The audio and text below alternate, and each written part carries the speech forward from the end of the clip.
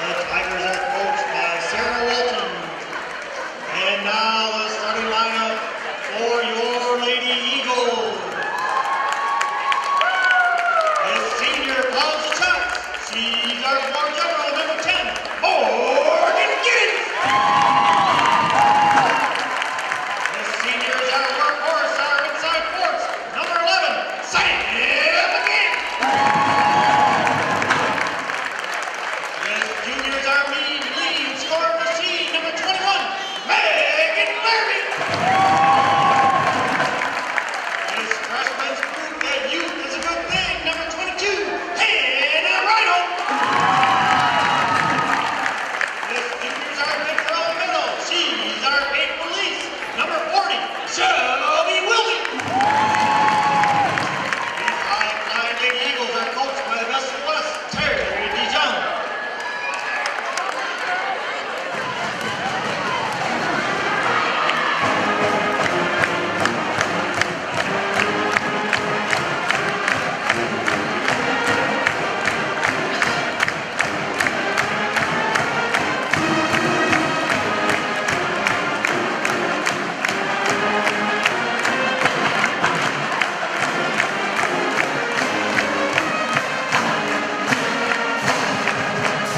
Good evening, ladies and gentlemen, and welcome to high school basketball here on dseTV. My name is Matt Chapkus.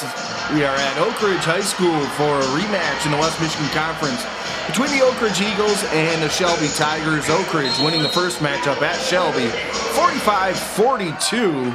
And with a victory here tonight, the Eagles can clinch at least a share of the West Michigan Conference title. They have a 12-0 mark right now in league play, 16-2 overall. The Shelby Tigers are 10-7, 8-4 in conference play. And Tigers won the opening tip. Working it on the far side. Now they will set things back up. That is Tristan Moore looking down low off the glass. Hannah Roberts good for two. Quickly back the other way, the freshman Hannah Reinhold. She's going to launch a three, and it's good. 3-2 early on here at Oakridge High School, and pressure coming. The Eagles will produce a turnover as the pass to Roberts a little too high. It'll be Oakridge ball. Wildy will inbound it. Giddings will bring it up. Morgan Giddings. Sees a zone defense, works it to the left-hand side. Wildy from the baseline. And another long shot that's off the mark. Rebound, and the putback is off the mark by McGann. Shelby pulls down the rebound. Here come the Tigers the other way. Moore puts on the brakes. Now Shelby will swing it around. That's Kistner. Off in the left corner for Roberts. Now back up top. They'll get it to Gray and then swing it back around. Gray gets it again in the right corner. Looking down low, Moore trying to find position. Gray's going to drive to the basket, and she'll take an extra step. Turnover gives the ball back to Oakridge. 6:19 to go here in the first.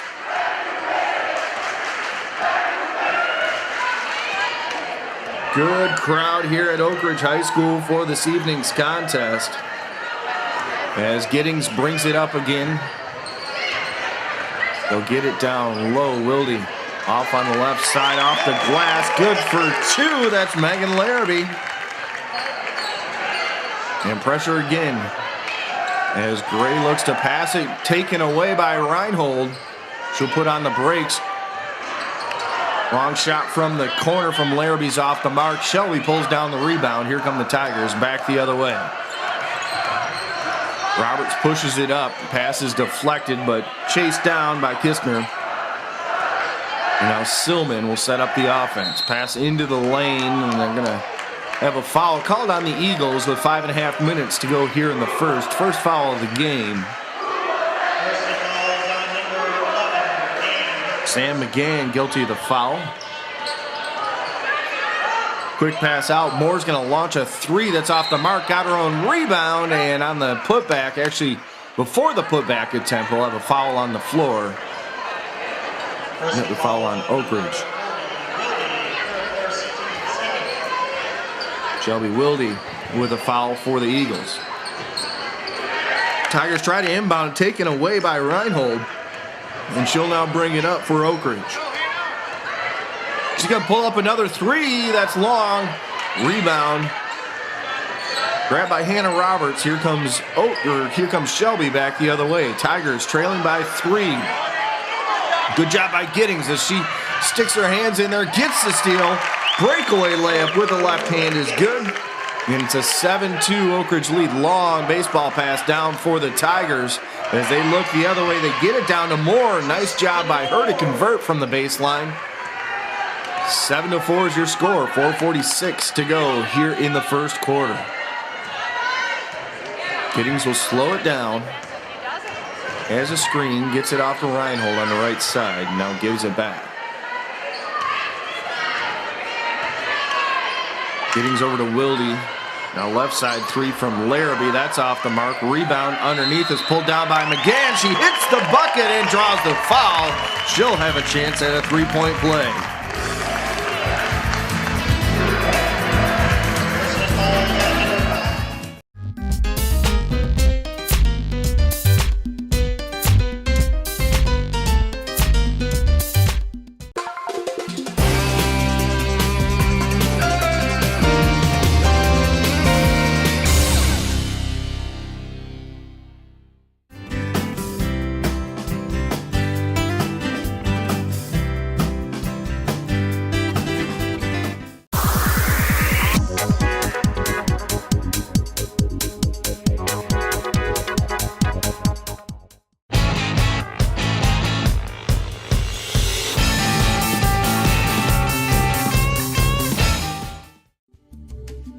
McDonald's Candies. 1064 South Getty Street in Muskegon features an assortment of chocolate-covered nuts and creams, peanut clusters, fudge, seafoam, turtles, cherry cordials, and regular and holiday novelties.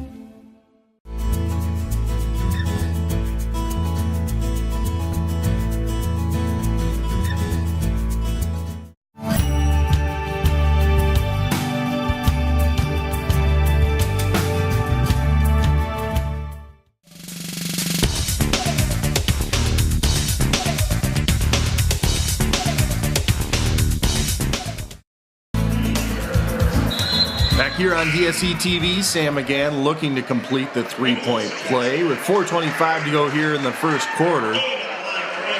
Couple substitution as Inglis comes in for the Shelby Tigers. 9-4 is the Oakridge lead. The Eagles have had 4 different players score already in this game. 3-point play is completed by Sam McGann. It's a 10-4 lead. Pressure coming again from Oakridge. Pass deflected by Giddings out of bounds as Gray looked to get rid of it. Possession stays with the Tigers. Kinstner to inbound it for Shelby. And get a pass across midcourt. Silman will settle things down and set up the offense for the Tigers. Off the dribble. Kinstner almost lost it, got it back, almost lost it again. Now gives it up for Silman. We'll work it to the left-hand side. That's Inglis. Back for Silman again. Oakridge in a man-to-man defense. Pass down low, and we're going to have a foul. It might be on Wilde again. That could be her second. No, it's not. They're going to call it on Sam McGann, her second.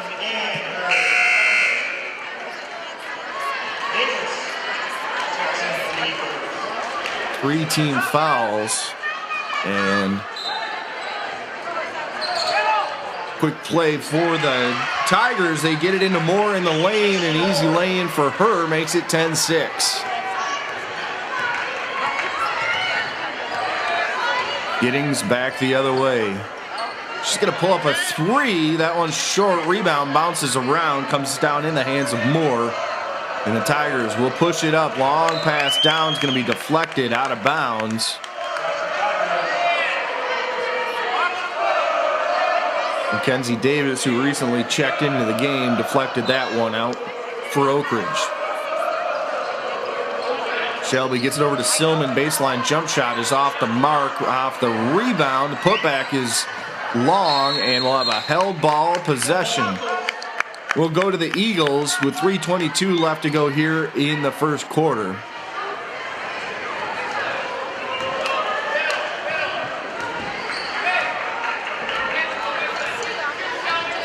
Morgan Giddings brings it up. She recently became the school's all-time leading scorer. And she's going to try a three-pointer off the left wing. That one's short, and off the rebound, we're going to have a foul called here. I believe it's going to go against Oakridge. Hannah Reinhold guilty on the foul. 14 fouls now for the Eagles. Personal foul is on number 22, Reinhold. Her team foul. 3:06 to go here in the first quarter. And again, pressure coming from Oakridge as Shelby trying to get it across midcourt. Silman had a pass deflected, tries another pass, and this time it's taken away. Pushed up, Reinhold will get it on the break and lay it up and lay it in. She's got 5 early points. The 12-6 Oakridge lead. Moore will get it up for the Tigers, and now Silman will set up the offense on the right side. Kitzner. Her pass was deflected and taken away. They'll get it up to Reinhold again. Lays it off the glass and in. Hannah Reinhold. 2 straight baskets, and now it's an 8-point Oakridge lead. Pressure again coming from the Eagles, and the Tigers can't handle it. Pass goes out of bounds. Possession back to Oakridge with 2:19 to go here in the first quarter. Giddings directing traffic. She'll inbound it. Reinhold gets it. She's going to launch a three-pointer, and it's through. Reinhold scores 7 straight points, and it's an 11-point Oakridge lead. And again, full court pressure as the Tigers try to bring it up. Miraculously, Kitzner got that one back. And now Silman from the right side will bring it back up top and try to set up the offense. Pass down low is deflected. Davis comes away with it. And then a frustration foul by the Tigers will give the Eagles the ball back with 1:51 left to go here in the first.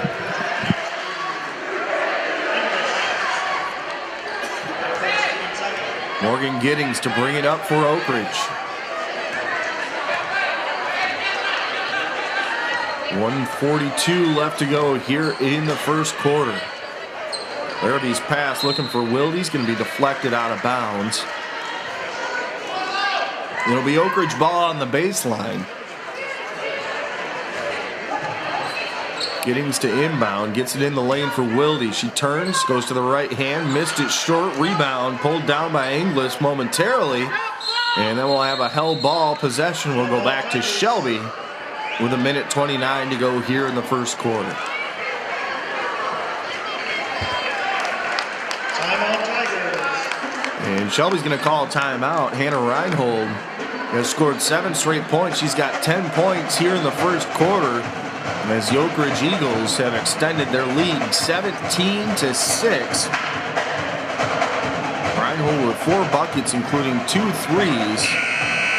And Coach Sarah Walting of Shelby trying to get her team back on track. They got a 10-7 record this season, 8-4 in the West Michigan Conference, but Oakridge 16-2 overall, 12-0 in the WMC. After the timeout, you see Coach Terry DeYoung there making sure everybody on his Eagles team has got the right assignments. It looks like Oakridge is going to back off the full court pressure here. Instead go with a 3/4 court trap. And turnover. Giddings is going to come away with it for the Eagles. Takes it all the way to the basket. Missed the shot, but Silman commits the foul. And Giddings will have 2 free throws coming up for the Eagles. Silman, her first team third. Giddings at the line. 3 team fouls now on the Shelby Tigers. Giddings hits the first. She'll have 1 more. Makes it a 12-point lead as Roberts checks back in for the Shelby Tigers. Giddings' second free throw is through. The 13-point Eagle lead. And here comes the pressure again, and Reinhold came away with it. Drops it back for Giddings. Nice pass underneath. Larrabee ball fake. Goes off the glass. Missed it. Got her own rebound. And she'll dribble back out. Now in the lane, Giddings working down low off the glass. No good. Rebound bounces around. Off Shelby, out of bounds. It'll be Oakridge ball. Under a minute to go here in the first.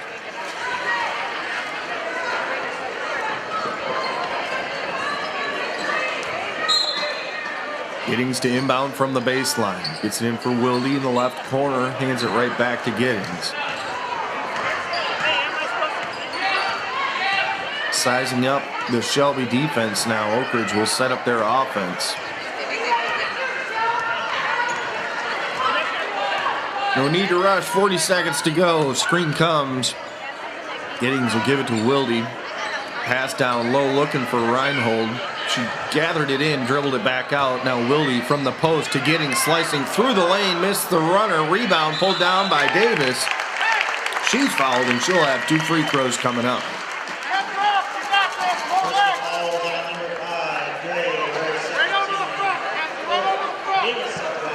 Anna Gray, her second foul. 14 fouls now on the Tigers.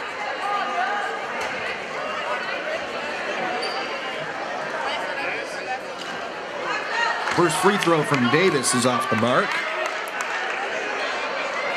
She'll have one more with 24.4 left to go.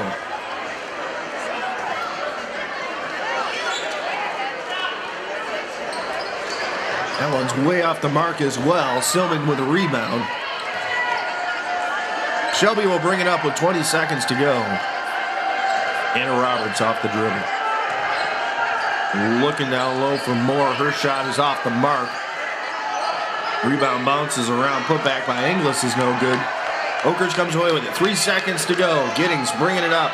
Off on the right side. Davis launches a 3, and that is off the mark.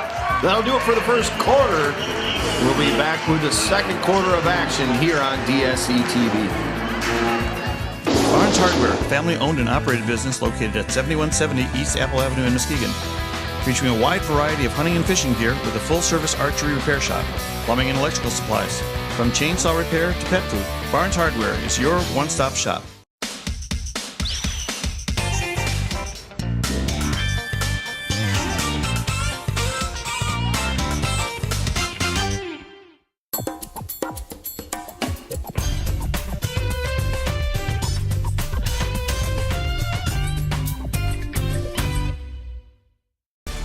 At Classic Computer, we buy, sell, and service both laptops as well as PCs. We can special order parts or upgrade your existing computer. Anything from hard drives to DVD burners, from Ethernet cables and memory to the latest in PCs and laptops. We're Classic Computer, sales and service. For more information, call 231-773-5957.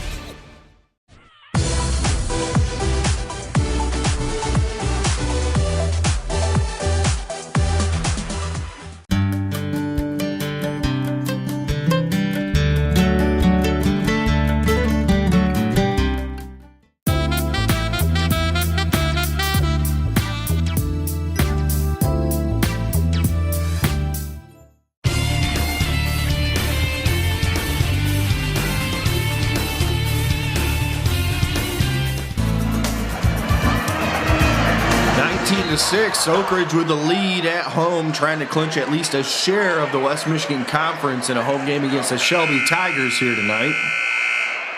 And Reinhold, a great first quarter, 10 points to lead the way for the Eagles.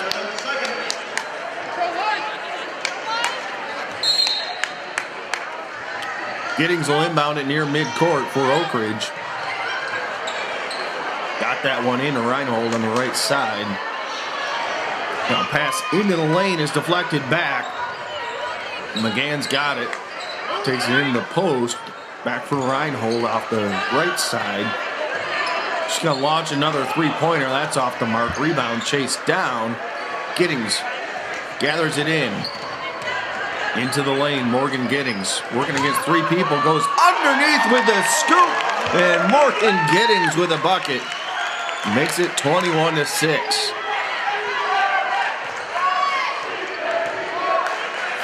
7:20 to go here in the first half. Shelby Tigers looking to get some offensive output, just 3 buckets in the first quarter. Roberts for Silman, back for Roberts again. They'll go on the right side for Gray. Now in the corner, it's Moore launching a long jump shot. Off the mark, rebound underneath. And the putback is good. Boy, Silman makes it 21-8.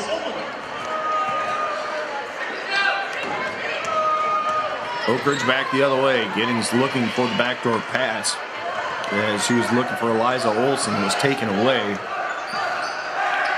Gray will bring it up for the Shelby Tigers. Gets it back on the left side, looking down low for Moore. Moore pass for Inglis was deflected. Ball will stay with Shelby. 6:29 to go here in the first half.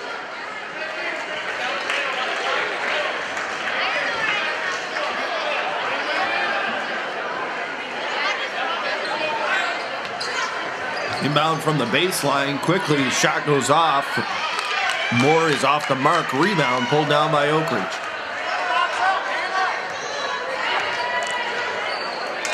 Gam brings it up, now drops it for Giddings on the left side. Olsen's going to launch a three-pointer that's short. Inglis gets the rebound for the Tigers. Roberts will bring it up. Gives it on the near side for Silman, gets it right back. Roberts again, she's going to try a three. That's good. Hannah Roberts has 5 points. Shelby pulls within 10, 5:43 to go here in the first half.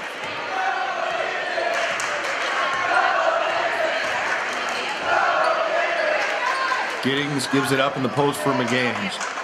Working with the 2 fouls, missed the shot. Shelby the rebound. The Tigers will bring it up slowly. Almost a misplay there, but Roberts comes away with it. And Silman and Roberts will set up the offense for the Tigers.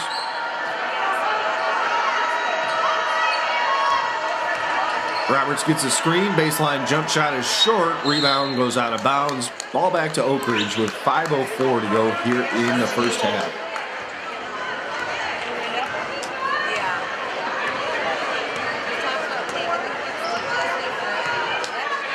Giddings will slowly bring it up, and then we'll have a timeout called by the Oakridge Eagles. Their lead down to 10. It'll be a full timeout with 4:54 left to go here in the second quarter.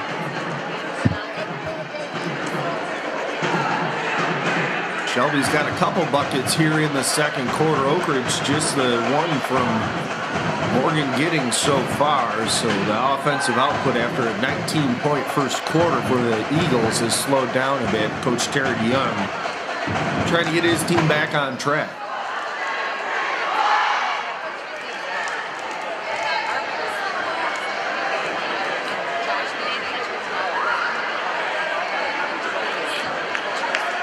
Final instructions coming from Coach Terry Young in the Oakridge huddle. Also, Coach Sarah Walting of the Shelby Tigers. Tigers are led by Hannah Roberts right now with 5 points. Moore's got a couple baskets, and Silman also has a basket. On the flip side, Reinhold with those 10 first quarter points still leading the way. Giddings has 6. McGann 3 and Larrabee 2 for the Oakridge Eagles.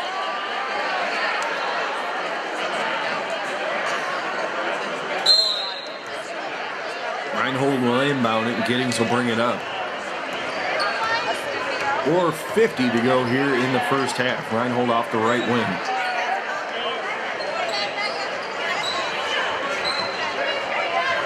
Chase had it, now gave it up again for Reinhold. Giddings thought about the three, drives into the lane, goes to the left hand, draws the contact, and she'll have 2 free throws coming up.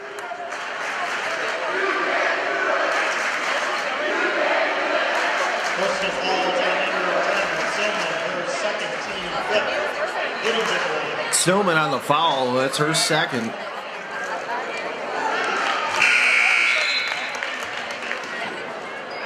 First shot for Giddings is good. She'll have one more free throw coming up.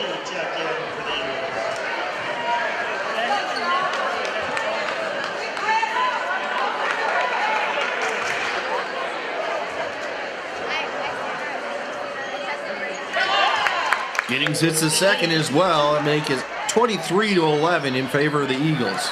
Full court pressure coming. Tigers will break through and get it more in the corner. Now back up top, Silman will set up the offense. Kistner gave it back to Silman. Now Roberts on the left side working down low. Inglis off the mark, rebound, pulled down. Giddings comes away with it. Long baseball pass up. And they'll find Wilde in the lane, kick it back. Larrabee jump shot from the left corner is off the mark. Inglis with a rebound for the Tigers. Halfway through the second quarter, Oakridge up by 12, 23-11 here at home. Silman pushes it up, drops it back for Moore. Moore takes it to the basket, draws the foul, and we'll have a quick timeout. We'll be back with more here on DSE TV. The best way to stay healthy? Exercise your voice. At the new Mercy Health, we believe that carefully listening to you and encouraging you to take an active role in your own health care is an important part of keeping you healthy. So you'll find our extensive network of physicians not only use the latest technology, they focus on what you have to say. Your voice, our expertise. Mercy Health.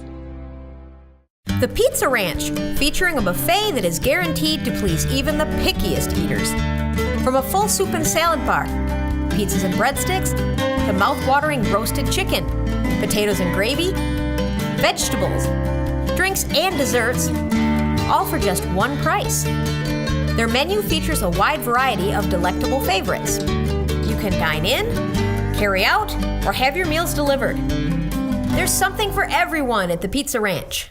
The Health Hut, located at 3112 Henry Street in Norton Shores, offers a full line of natural and organic groceries, including fresh produce and free-range, hormone-free meats, eggs, cheese, and dairy provided by local farms. Taking pride in carrying products which contain no preservatives, additives, or unhealthy fats, their wide selection of allergen-free foods can accommodate most specialty diets. From frozen desserts and entrees to pastas, baking mixes and cereals, to soups and salad dressings, to chips, candy, and other snacks. The Health Hut. We have your good health in mind. Exhaust Specialties, from trucks and cars to street rods and Model Ts, both foreign and domestic. Exhaust Specialties now includes brakes, shocks, suspension work, and minor engine repair. They use only heavy gauge stainless and aluminum pipe. They also feature custom jewels as well as a selection of lubes, oils, and filters and other auto parts. Exhaust Specialties, located at 5401 Apple Avenue in Muskegon. Back to the action here on DSE TV. Tristan Moore steps to the free throw line for the Shelby Tigers. First free throw rims out. She'll have one more.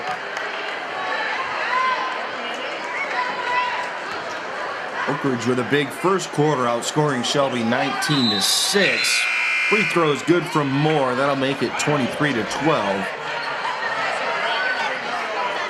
So the Tigers have trimmed 2 points off the lead so far here in the second quarter. 3:43 left to go.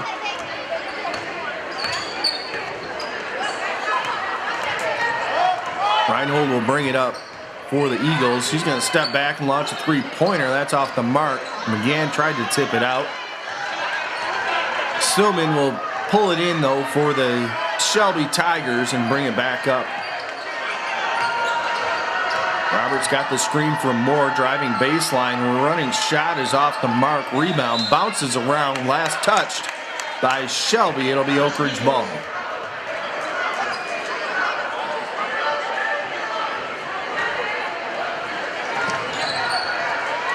Tigers trying to apply a little man-to-man full court pressure here. Wilde brings it across. Now Giddings Into the lane, pulls up from the free throw line. Shot no good. Inglis with the rebound for the Tigers. Under 3 minutes to go here in the first half. Shelby brings it up on the road. Tristan Moore. To McKenna Inglis down low. They find Kistner. Her shot off the mark. Rebound pulled down by the Eagles. Reinhold will push it up. Left all alone. She's going to try a three again. That one just rims out. Tigers get the rebound. Roberts back the other way, trying to get behind traffic. Ball fake. Misses shot. Reinhold the rebound for the Eagles.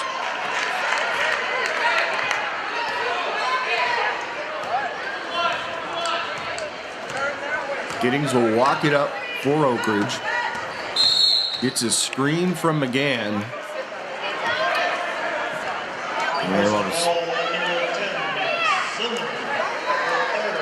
And they're going to get Silman for another foul here for Shelby. She's got 3.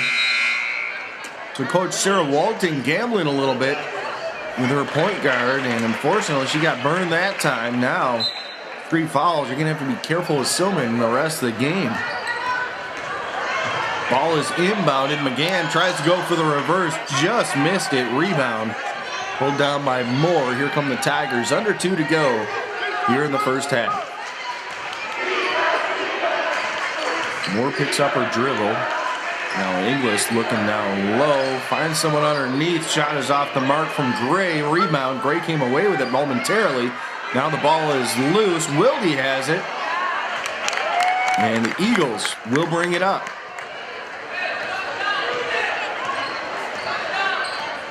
Reinhold off the dribble on the left side. Giddings three-pointer. That is long. Rebound comes down to Moore.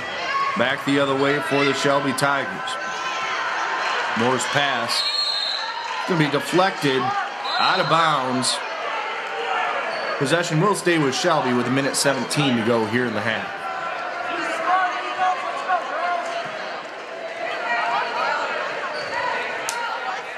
Gets near the inbound it. Tristan Moore back out to get it.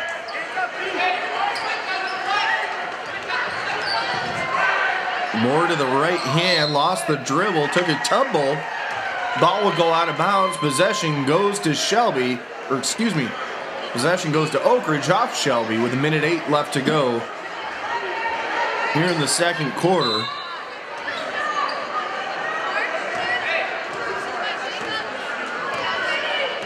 Giddings has all 4 points for the Eagles here in the second quarter. Shelby, unfortunately, not much better. They've outscored Oakridge 6-4 so far. Eagles working down low for McGann. Her shot is blocked from behind by Moore. She'll pull down the rebound as well. Oakridge will push it back up. Kistner through the lane, lost her possession. Back the other way, Larrabee pushes it up, drops it for Wilde. Jump shot from the elbow is no good. Ball is saved. Right back to Wilde. Missed the shot again. Got her own rebound. Turnaround shot one more time is no good. And Shelby had the rebound. Fought for it with each other. And ball will go out of bounds off the Tigers. Oakridge possession. 24 seconds to go. Free ball. Reinhold. No good. Larrabee had the rebound for a moment. Possession will stay with Oakridge after it was deflected out by Moore.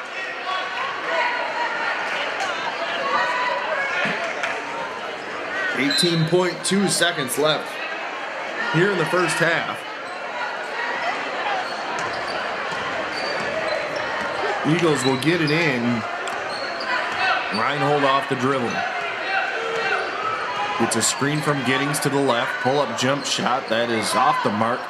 Rebound pulled down by Kistner for the Shelby Tigers. And that'll do it for the first half of play. Oakridge riding a big first quarter. And they have an 11-point lead halfway through this contest.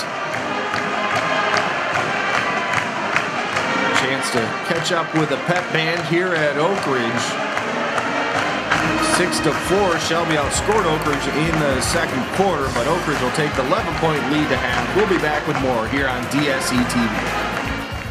With over 50 years of combined experience, The mechanics at Norton Small Engine Repair will keep you running right. leaf blowers, Snow blowers. parts and service, And when it comes to buying new, think steel. at Norton Small Engine Repair, Quality service is your guarantee.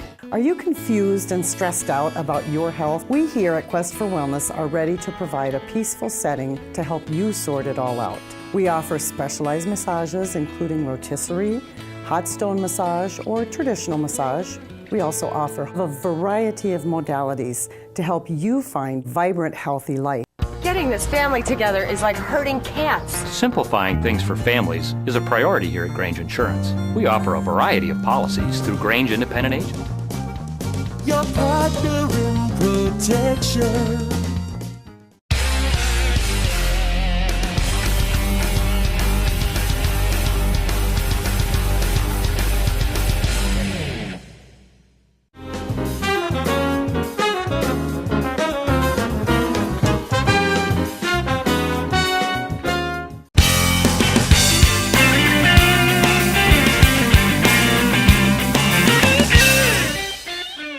For more than a century, Independent Bank has proudly served business owners and communities across Michigan. We focus on each customer individually to emphasize exceptional service, convenient hours, and competitively priced products. Independent Bank, a strong relationship with one goal in mind, your success.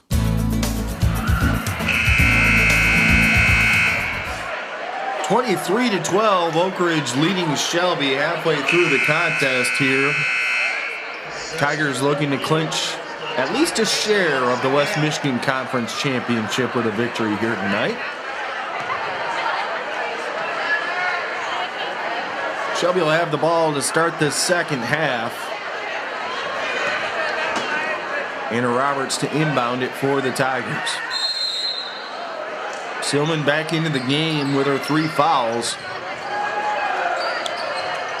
We'll get it off to Moore, right back into the lane was Roberts, couldn't handle it, goes out of bounds. Possession goes to Oakridge.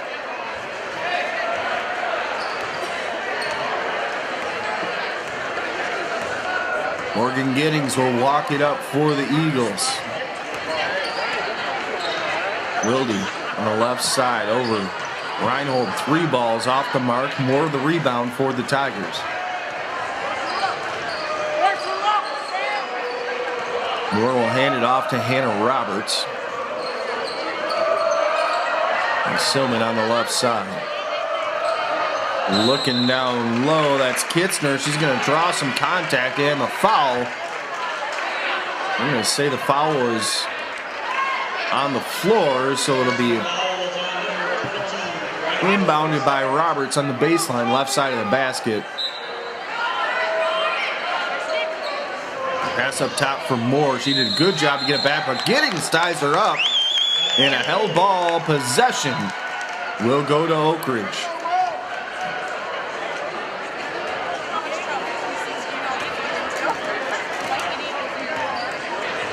Giddings will walk it up. Eagles with a comfortable 23-12 lead. Nice pass down low as they look for Reinhold. She'll draw the foul and have 2 free throws coming up.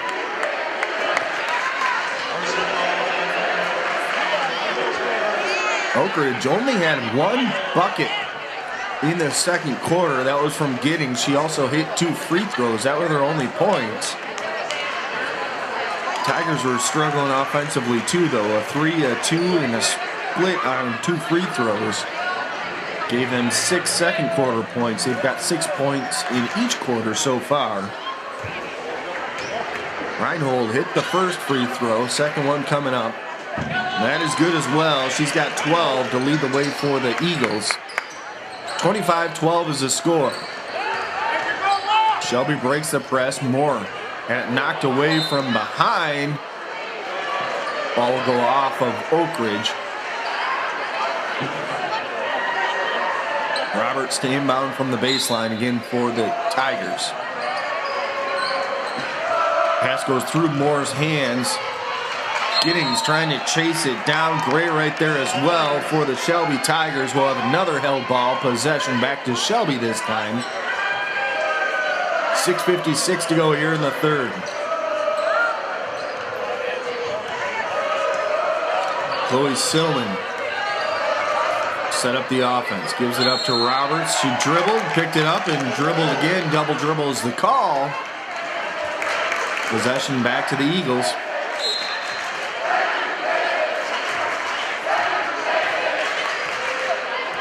Giddings will walk it up.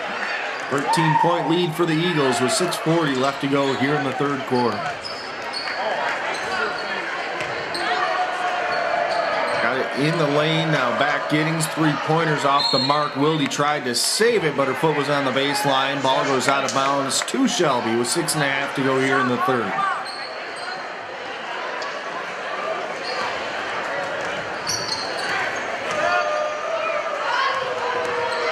Tigers bring it up into the lane, laying up the shot is Kitzner. That's good. Her first basket of the game makes it 25-14. Reinhold back the other way, gave it up for Giddings. Looking down low for Wilde, back to Reinhold. 3-ball right side, air ball. Rebound comes down to Silman. Moore will bring it up for the Tigers. Tristan Moore into the lane, goes to the right hand. Offensive foul called.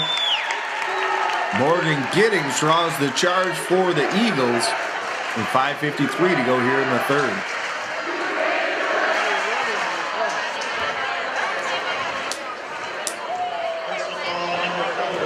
Giddings will bring it up now for Oakridge.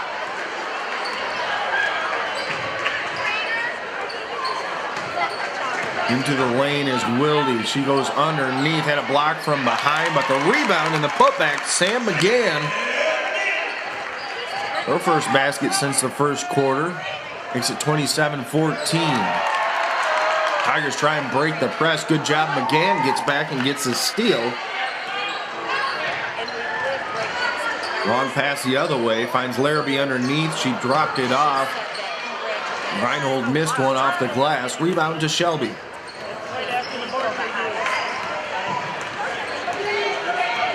Just over 5 to go here in the third quarter.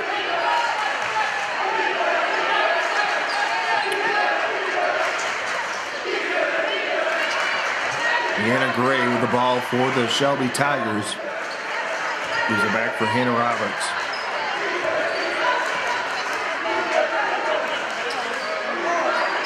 Kitzner now from the three-point line. Over for Gray, launches a jump shot, no good.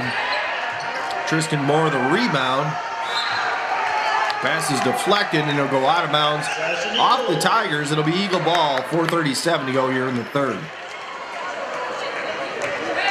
Giddings will bring it up for the Eagles. Long pass now, Larrabee. Left side three-pointer, that's off the mark. Shelby with a rebound, it's Silman. She'll bring it back up. 4:20 to go here in the third quarter. Silman off the dribble. To Gray on the right side. Gray to the free throw line. Picks up her dribble.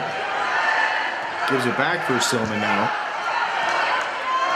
4:07 to go here in the third quarter as Gray gets it on the right side. Back up top for Roberts.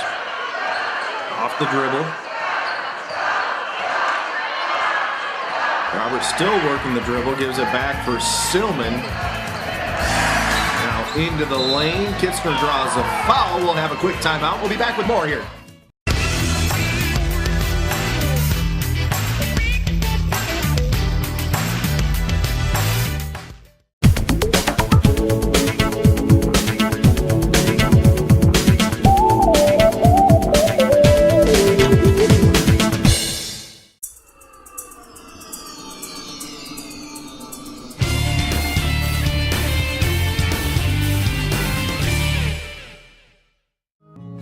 At Muskegon Catholic Central, each student has the opportunity to flourish in a Christ-centered atmosphere. Our school has a way of life that seeks God's presence in every class and every program we offer. Our success is built on the partnership between the families and the system, and together, excellence is produced. Our size allows for opportunities for all to explore and be successful at the many aspects of our academic, fine art, and athletic programs. Muskegon Catholic Central uses a 4x4 educational model for the 7th through 12th grade. which will ensure that students get individual attention to determine their optimal pace, utilizing one-to-one technology.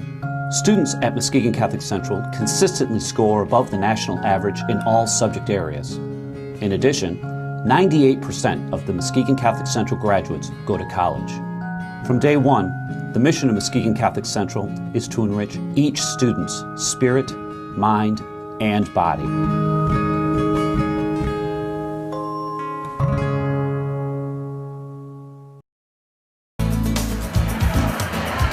Just past the halfway mark here in the third quarter on DSE TV. Oakridge leading Shelby 27-14. My name is Matt Chapkus. Thanks for tuning in.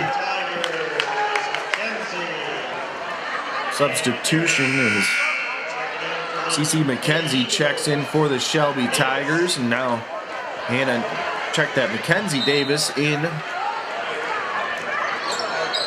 for Oakridge. Pass up top. They get it to Tristan Moore.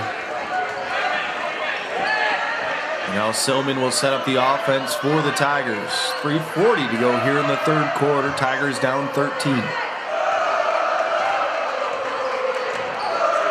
Zone defense from the Eagles, and that's going to produce a turnover as Larrabee steps in, takes it away, lays it off the glass. It's good for two. Megan Larrabee, the steal and the layup, gives Oakridge a 15-point lead. Over and back the call on the Shelby Tigers as McKenzie tried to pass it back for Silman. She was on the wrong side of midcourt. Turnover back to Oakridge. 3:16 to go here in the third. 15-point Eagle lead as Giddings will bring it up. Looking on the baseline, it's Reinhold missed the shot, and Moore the rebound for the Tigers. Tristan Moore backs it out, now hands it off to Chloe Silman. Moore from the left side. Got it into Kitzner, and she's going to hit the shot. Jocelyn Kitzner. Her second bucket here in the quarter, back to a 13-point Oakridge lead. Larrabee's going to try a three from the left side. That's off the mark. Rebound comes down to Kitzner. She's going to push it back up the other way. Stops inside the free throw line, turns and fires. No good, not the rebound. We're going to get Heron over the back for the Shelby Tigers with 2:23 left here in the third.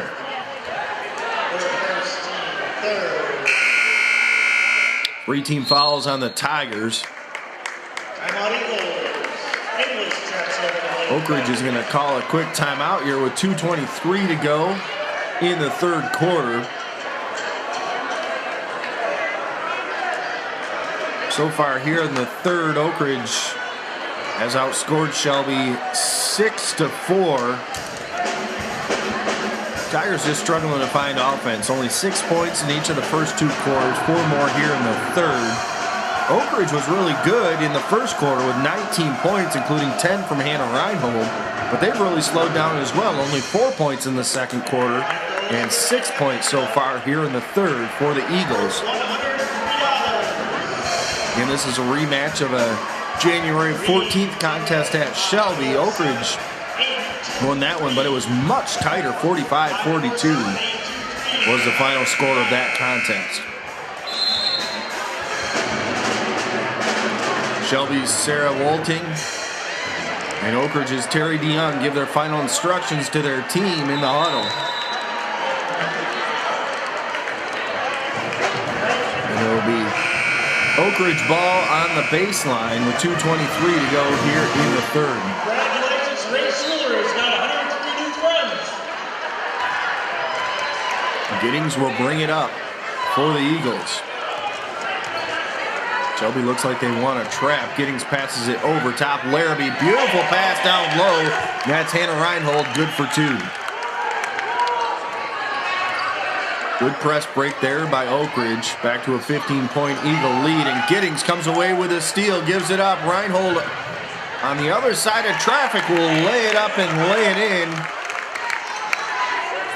Couple straight baskets for Reinhold. She's got 16 on the game, and it's 33-16. Favor of Oakridge. Shelby trying to push it up, passes it out of bounds. Turnover goes back to the Eagles again with 1:48 left here in the third.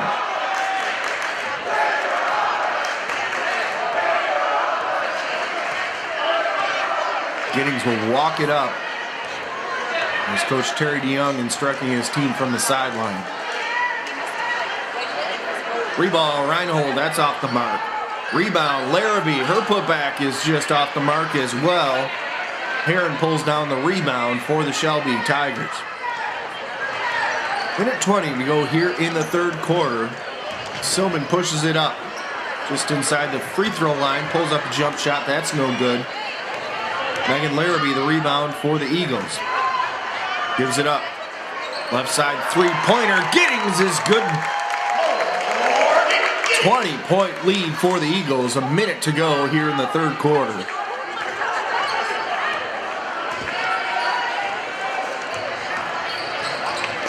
Back comes Shelby into the lane. Mackenzie had her shot blocked. It'll go out of bounds off the Eagles. Tiger ball. 48.9 left on the clock here in the third.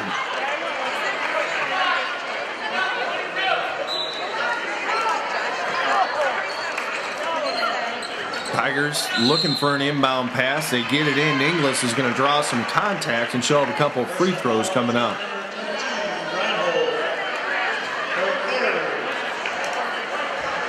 Reinhold draws the foul. She's got 3. McKenna Inglis to the free throw line. First shot is short. She's got one more. Looking for her first point of the game.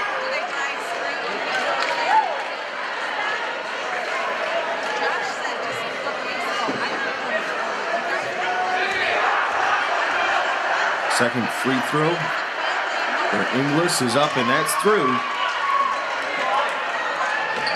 19-point Oakridge lead, 45 seconds to go here in the third. Giddings will walk it up. Left side, Olsen, three-pointer. Eliza Olsen's good. Her first basket of the game. 22-point lead for the Eagles. Under 30 seconds left here in the third quarter. Kistner up top, takes it to the right-hand side. Gives it off. Heron's shot is off the rim. Rebound comes down. Here come the Eagles. 10 seconds to go. Giddings pushing it up. Takes it all the way in. Lays it up. Draws the foul. And she'll have 2 free throws coming up.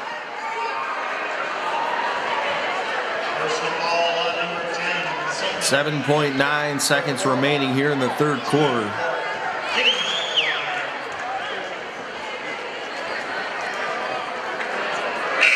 First shot off the mark for Morgan. She's got 11 on the game. Couple substitutions in. One more free throw coming up for Giddings.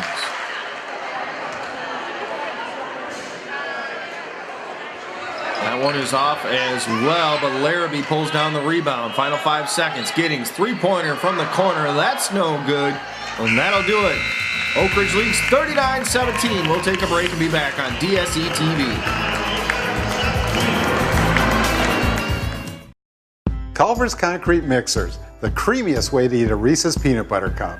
We put as much care into our fresh frozen custard as Reese's puts into its peanut butter cups. Not only do we use family farm fresh dairy, we also use the best vanilla and cocoa beans. Handcrafting each concrete mixer, it creates a perfect blend. Which brings us back to this, the creamiest way to eat a Reese's. Put the spoon in straight and tall, you've got a perfect concrete mixer. Welcome to Delicious. Whether you're a first-time jewelry browser looking for an extraordinary engagement ring, a couple celebrating your 60th anniversary, or you're just looking to treat yourself or mark an important event, Prothheim & Swanson Gemworks is proud to offer custom-made selections handcrafted in America. Silver, fine-colored gems, diamonds, and gold jewelry, as well as strands of lustrous quality pearls. From ring and watch appraisals to in-house jewelry design and repair, ring sizing, remounting, to a complete rebuilding, you can rely on them to keep your old favorites looking new. K&S Gemworks, Muskegon's community jeweler. Memories made one at a time. Serving the Fruitport area for over 40 years, Grover Pharmacy offers a full line of vitamins, supplements, and homeopathic medicines, as well as a variety of glucometers, blood pressure kits, baby care items, bandages, and wound care products. They carry office and school supplies, Russell Stover candies, promotional and seasonal items, and Hallmark cards and gifts. Grover Pharmacy, they take time to care about you. Which would you rather do, this or this? We thought so. For the jobs nobody likes to do, Batka's cleaning service.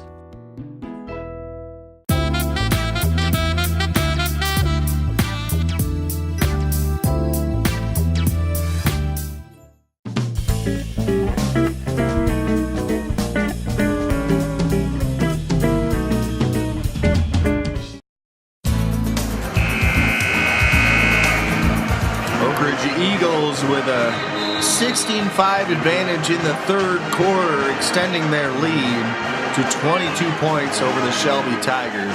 Thanks for tuning in to high school basketball here on DSE TV. My name is Matt Chapkus. Happy to bring you the action as the Eagles look to clinch at least a share of the West Michigan Conference title. Giddings will bring it up for Oakridge. On the left side, Hannah Davis had it knocked away, and then Davis compounded the problem by committing a foul. Mackenzie Davis. Her first foul, and he'll give the ball back to Shelby. 7:43 to go here in the fourth quarter. Moore off the dribble to the baseline. Holmes now drops it off the glass. That's Heron. She's good for two. Nice pass there from Tristan Moore. Makes it a 20-point Oakridge lead. Eagles trying to force it in. Pass deflected. Moore comes away with it. Here comes Shelby back the other way. That's Hannah Roberts. Off the dribble, they'll work it down low. Again, that's Heron. She's going to draw the contact, and this time she'll have two free throws.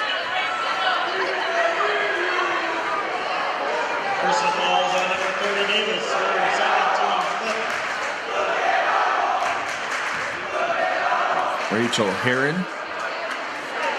First free throw is off the mark. Mackenzie Davis guilty on the foul. That's her second. And Reinhold and Wilde check back in for the Eagles. Heron's second free throw is through. 39-20. Oakridge with the lead of 19. Giddings gets a screen. She's going to stop, pull up a three-pointer. That's no good. Rebound battled for. McGann had it in her hands for a moment. Knocked away by Shelby. It'll be Oakridge ball on the baseline.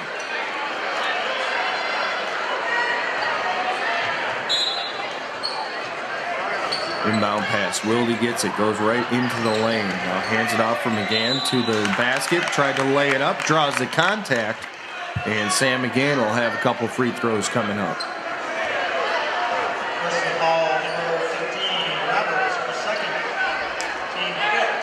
Hannah Roberts with her second foul. 5 fouls now on the Tigers. McGann hits the first free throw. She's got 6 points in the game with one more free throw coming up.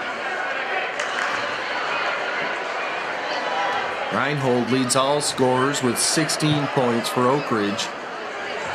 Second free throw off the mark. Rebound, Tristan Moore. She's going to try and push it up for Shelby. And she carried it. Turnover will give it back to Oakridge with a 20-point lead. 6:47 to go here in the fourth.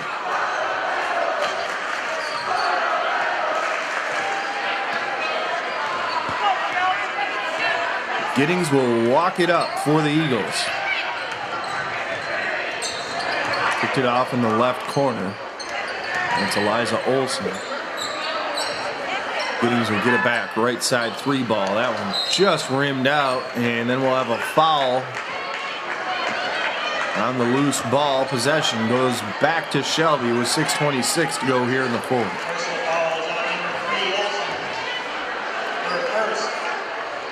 6.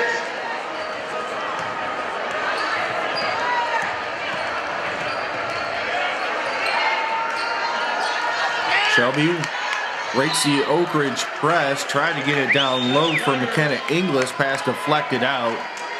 It'll be Shelby ball with 6:15 to go here in the fourth. Tristan Moore to inbound. Anna Roberts will set up the offense for the Tigers. Back to Moore in the left wing. Roberts going to try a three from the top, dead on. That's off the mark. Off the rebound. Inglis pulls it down, draws the contact. It looks like she will head to the free throw line for a couple more free throws. Inglis split a pair in the third quarter.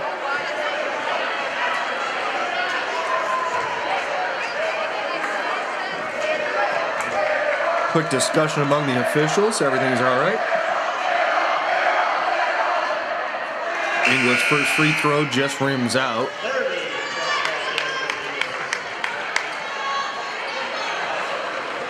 Larrabee checks back in for the Eagles. Second free throw is good. Inglis has got 2 points on the game. Oakridge with a 19-point lead, 5:55 to go here in the third.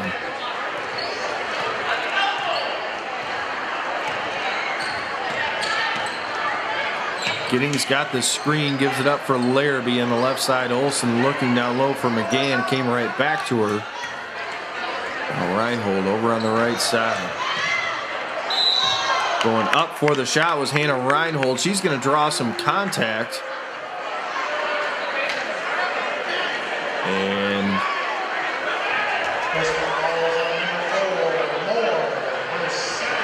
we're going to say foul was on Moore. Reinhold will step to the free throw line, but I believe they're going to say, nope, they're going to give her 2 shots. She's got 16 points. It's going to stay at 16. One more free throw coming up. 5:34 left here in the fourth.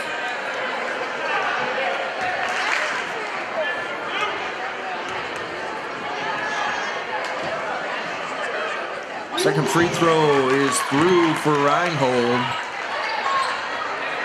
Back to a 20-point Eagle lead. 5:33 to go here in the fourth. Tigers get it up for Moore, driving through the lane, dropped it back for Inglis. She had a shot blocked, and on the putback opportunity, she's going to draw the contact, and she'll have a couple more free throws coming up. Liza Olsen's second foul of the game.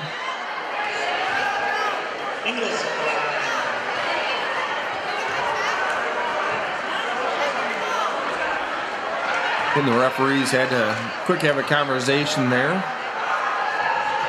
Inglis to the free throw line, just rims out the first one.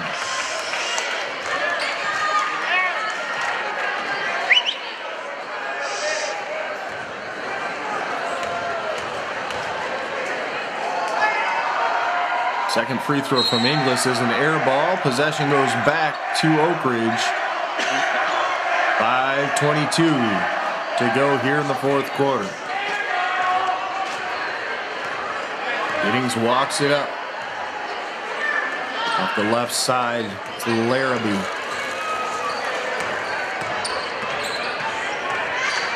Keeps her dribble going, now gives it back to Giddings. We're going to have a timeout called by Coach Terry DeYoung of the Oakridge Eagles with 5:04 left to go here in the fourth quarter. It's a 20-point lead for Oakridge, 41-21. We'll take a break and we'll be back with more here on DSETV.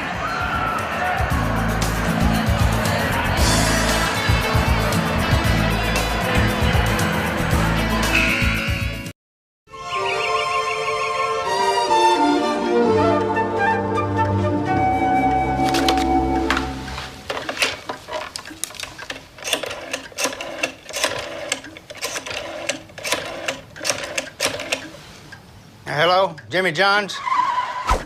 Jimmy John's here. What took you so long? Jimmy John, freaky fast delivery. I love a man in uniform.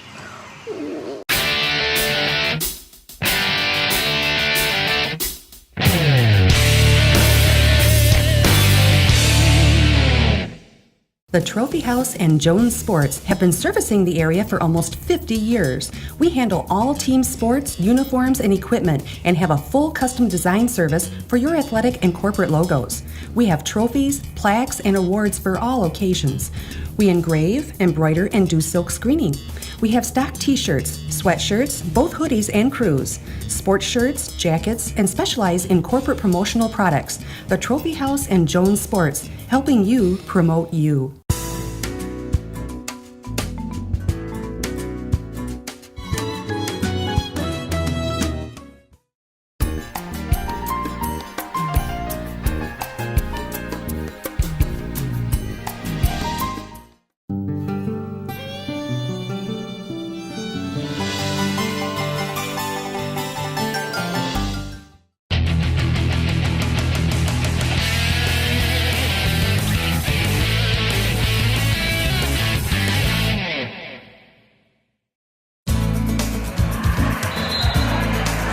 dseTV, 41-21, Oakridge leads. Eagles trying to improve to 13-0 in the West Michigan Conference. That would guarantee them at least a share of the conference title.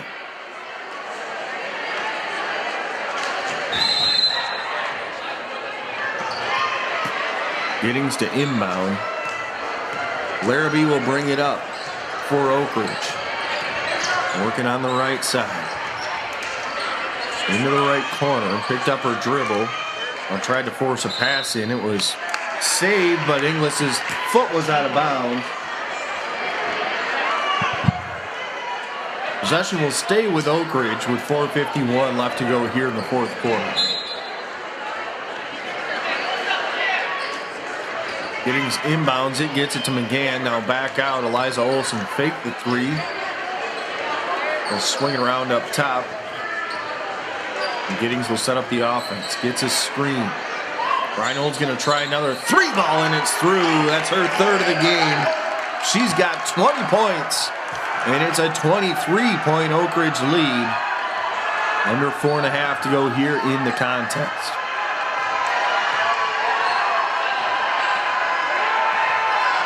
Hannah Roberts off the dribble for the Tigers. Looking down low for Heron, takes it to the basket, draws the contact, and Rachel Heron will step to the free throw line for a pair.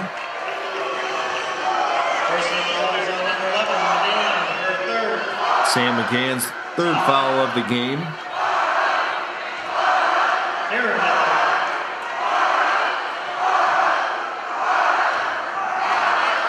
Student section from the Oakridge Eagles making its presence known as Heron hits the first free throw.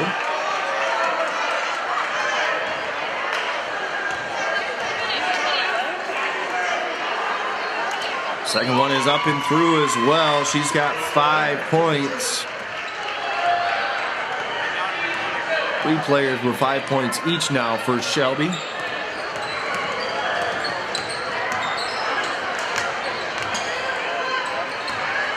Oakridge working it down. McGann gets it on the baseline. Handed it off to Olson, and now Larrabee back up top. Pass to Olson, deflected out by Heron. Oakridge retains possession. 3:52 to go.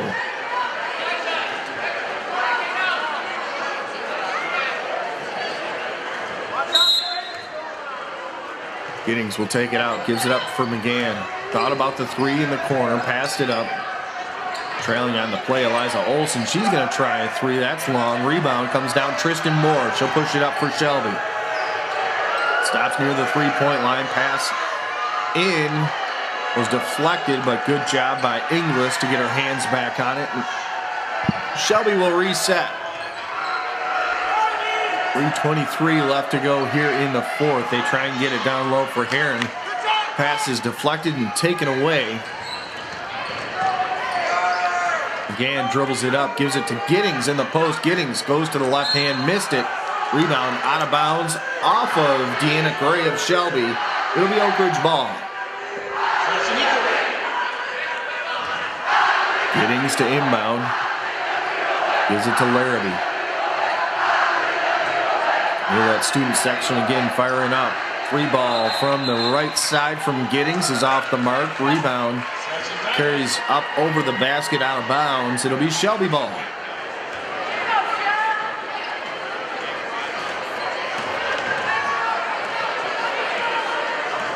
Tristan Moore, senior leader on this Shelby Tiger team, hands it off from the right side. Heron missed it on the putback. Inglis is going to get it and put it in. Inglis' first basket of the game. She's got 4 points. 19-point Oakridge lead. Just over 2.5 to go here in the fourth quarter. Pass down low. Beautiful feed from Giddings, but Olsen couldn't finish it off. And the Tigers will bring it up. Morgan off the dribble. Tried to hand it off down low. Heron couldn't handle the pass. It slips out of her hands, out of bounds. Back to Oakridge with 2:17 left here in the fourth.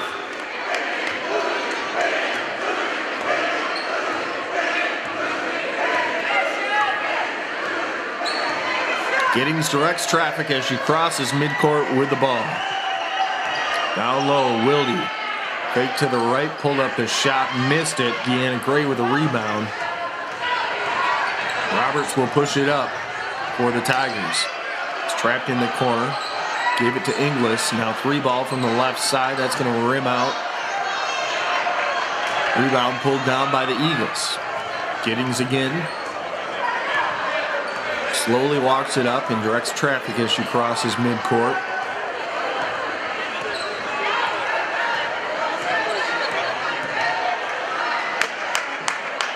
Handed off to Reinhold. Oakridge looking to burn off some clock here. Just under 1.5 minutes to go.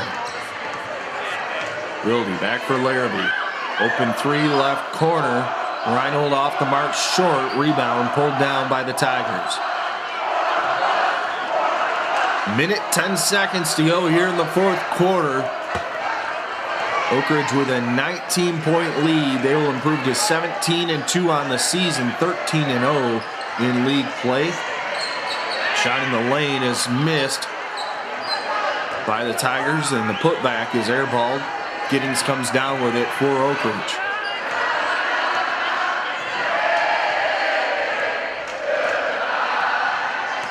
Giddings with 11 points for the Eagles. Works the dribble, took it into the lane, and then backed it back out and gave it up for Larrabee. 34 seconds to go. Back for Giddings again.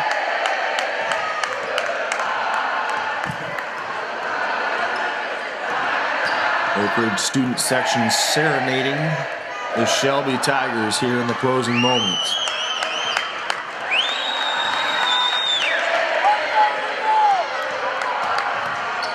Giddings again, and now we're going to draw contact with 11 seconds to go. She'll step to the free throw line for the 1-and-1.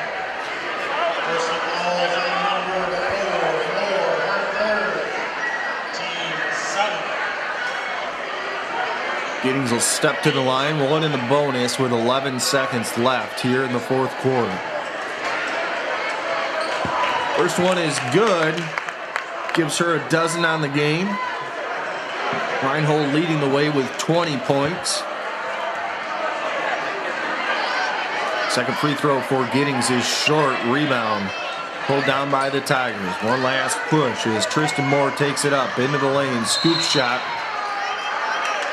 And blocking foul. Tristan Moore will step to the free throw line for two with 3.9 seconds to go. Give Shelby credit. They're playing until the final buzzer here.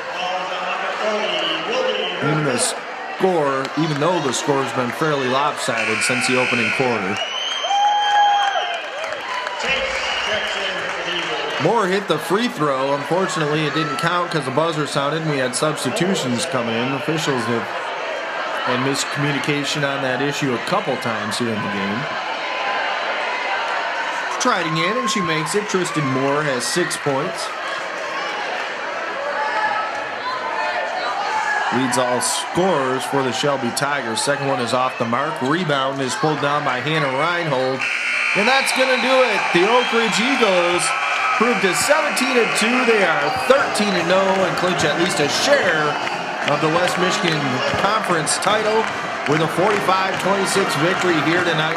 Thanks for tuning in. My name is Matt Chapkus. Have a good night and God bless.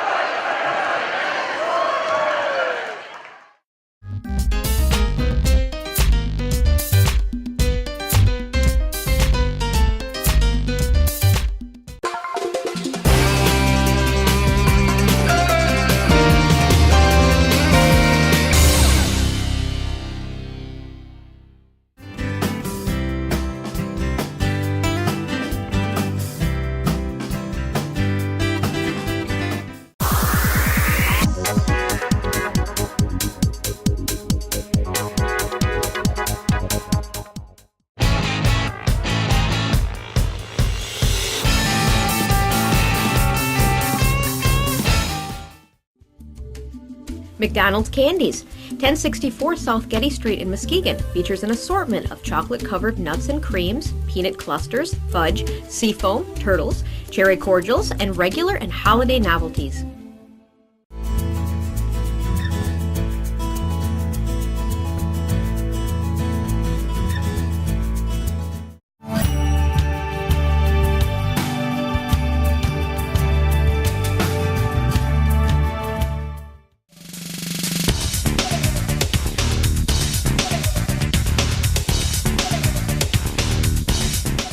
My name is Bruce Langline. I'm a veterinarian, and this is my dog Pace. With the troubled economy, it can be difficult to afford veterinary services. That's why we have a mobile veterinary clinic called the Spay Neuter Express.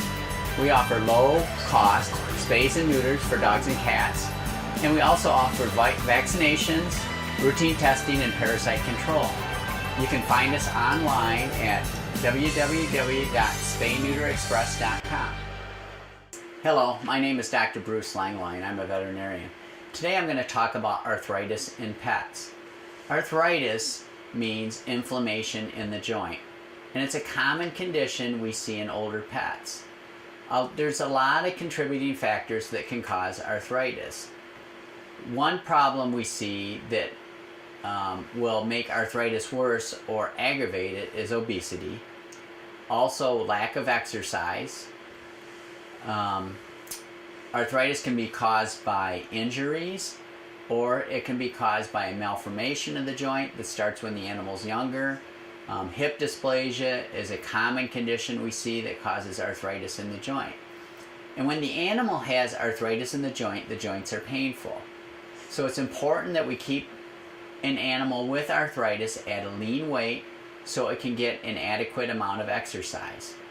There's a number of supplements available that claim to help animals with arthritis. The most common one that people hear about is glucosamine.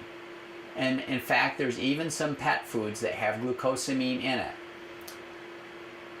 Glucosamine is a huge market in both animals and in people. Unfortunately, there's not a single scientific article that proves glucosamine to do any good in humans or people. If you look, you'll find that all information that claims glucosamine helps is all anecdotal, or it's all testimonials. There's no scientific research that proves that it helps. So I'm not here to say that it doesn't help, but I would not spend a lot of money on glucosamine because I think it's unlikely that it helps, but it's certainly not going to hurt. There's also, if you want to give a supplement, there's actually two supplements that do help arthritis. One is omega-3 fatty acids or fish oil, and those can be found in a variety of locations in a variety of forms. And those actually do help with inflammation in the joint, and that's something available over the counter. You might want to talk to your veterinarian about an adequate dose or what the proper dose is, but it's super safe, it's quite inexpensive, and it does help. There's also another supplement called hyaluronic acid, and that's going to be a little bit more difficult to find, but that does in fact cause a significant improvement in joint health. So that's another product to consider. Also, we want to make sure, again, that the animals do not get overweight, and we want to make sure that they get adequate exercise. If your animal is still having problems with their joints, then it's time to make a trip to the veterinarian, maybe have x-rays, certainly have a physical exam, and look at putting the animal on a non-steroidal anti-inflammatory drug. And there's several brands out there, but these medications make a significant improvement in the health of the joint, reducing the inflammation in the joint, and can have a significant improvement in the health of the dog. On top of that, there's other medications that veterinarians will use if the non-steroidal anti-inflammatory drug alone is not enough. But that would be something you would want to consult your doctor about. Hip dysplasia is a growth abnormality in the hips, in the hip joints, where the hips do not form correctly. On x-ray, what we will see, we see several things that indicate the dog has hip dysplasia. We will see that the ball is loosely attached in the socket. We will see arthritis forming around the joint. We can see a thickening in the neck of the femur below the ball. We see a thickening in the attachment to the ball, which is referred to as the neck of the femur. The dogs that get hip dysplasia are very sore, and there's various degrees we can see hip dysplasia. Some dogs are bothered by it very little, some dogs more than other. I've seen it in dogs showing signs of it under 6 months old, and some dogs may not show signs until they're more advanced age, 8 or 10 years old or older. It all depends on the degree they get it. Most dogs have a couple periods of time in their life when they're the worst. Usually in the area of 2 to 3 years, it will bother them, and then they seem to straighten out until they're older, 6, 8, 10 years old. But again, it depends totally on how advanced the dog has the hip dysplasia. Now, hip dysplasia is a genetic condition, meaning there's a variety of genes that cause hip dysplasia, but it has to be carried by the parents to be spread to the offspring. So it's very important when you get a dog, especially if you're going to get a breed that's affected by hip dysplasia, and it tends to be the larger breeds. It's been reported that 90% of St. Bernards have hip dysplasia. It's probably more like 50% in Labradors and breeds that size. Rottweilers, probably higher than 50%. But it's very important. What we do to try to control it is the parents, before you breed a dog, the parents can be x-rayed by a veterinarian. They have to be 24 months old. The x-rays are then sent into a board. The board then takes and grades the hips. And you wouldn't want to breed a dog unless it had good or excellent hips. And if you breed a dog with good or excellent hips to another dog with good or excellent hips, you're going to have a low incidence of hip dysplasia in the offspring. So by the same token, when you're out there shopping for a puppy, if you're getting it from a breeder, I would definitely want to know what the OFA certification was on both parents before I bought that puppy. Because puppies are a big investment, not only in money, but emotionally and in time. You know, it's going to be part of the family for 10 or 15 years, and it's worth spending some extra time finding a puppy that has a really low chance of developing hip dysplasia, because it can significantly affect their life. Barnes Hardware, family-owned and operated business located at 7170 East Apple Avenue in Muskegon. Featuring a wide variety of hunting and fishing gear with a full-service archery repair shop, plumbing and electrical supplies. From chainsaw repair to pet food, Barnes Hardware is your one-stop shop.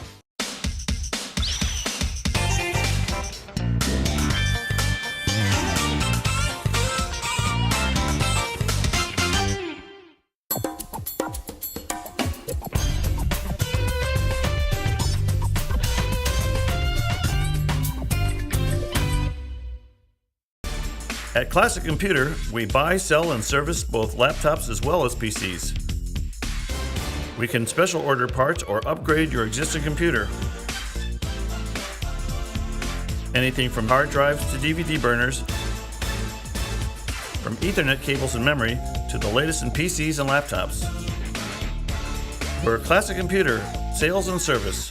For more information, call 231-773-5957.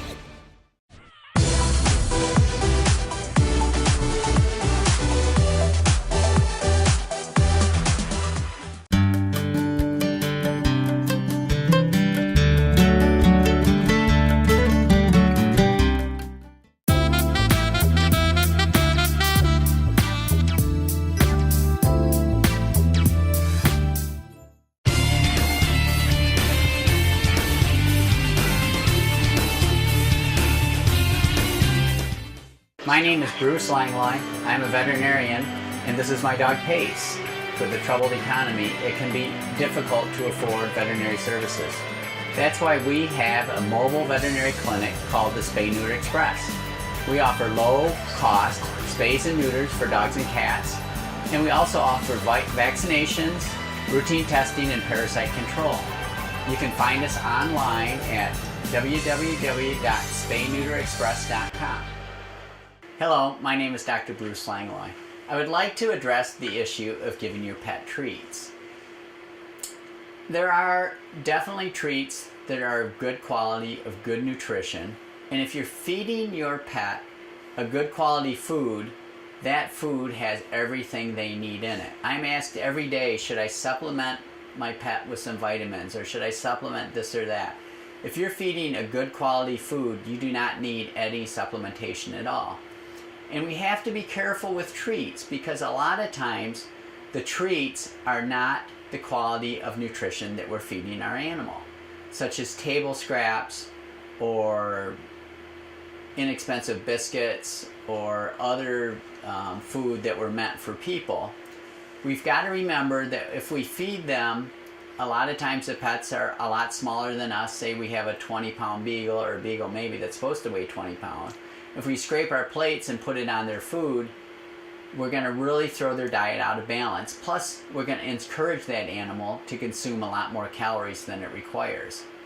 And the way we feed treats can definitely be a problem. Obesity is a big problem in pets, and a lot of it is related to feeding things to encourage the pet to eat more than it would normally eat. So scraping our plates and putting it on the food, or mixing in maybe some canned food so that they eat more, or adding some extra flavorings to their food, that's really not necessary. If we feed a good quality food that's going to have everything they want in it, and then the animal will get the nutrition it needs. Another thing about feeding your dog or your cat is you really should measure how much you feed it. Some animals you can get by fine with free feeding if it's the only animal in the house and there's not going to be any competition. Some animals do fine if you leave food out all the time, if you're not doctoring it up with any table scraps or treats or anything like that. But if your animal starts to get overweight, then is the time to start measuring the food. Talk to your veterinarian, read the label on the bag, feed what that animal needs for its ideal weight. Use a measuring cup, put it right in with the food, have it marked, have everybody in the house know who's feeding that animal, so instead of getting 2 half-cup meals a day, it doesn't get 3 or 4 because you've got 3 or 4 different people feeding it. But we want to make sure that we do what we can to make sure the animal is being fed the proper amount every day. And that goes a long way in keeping the pet healthy and preventing problems down the road.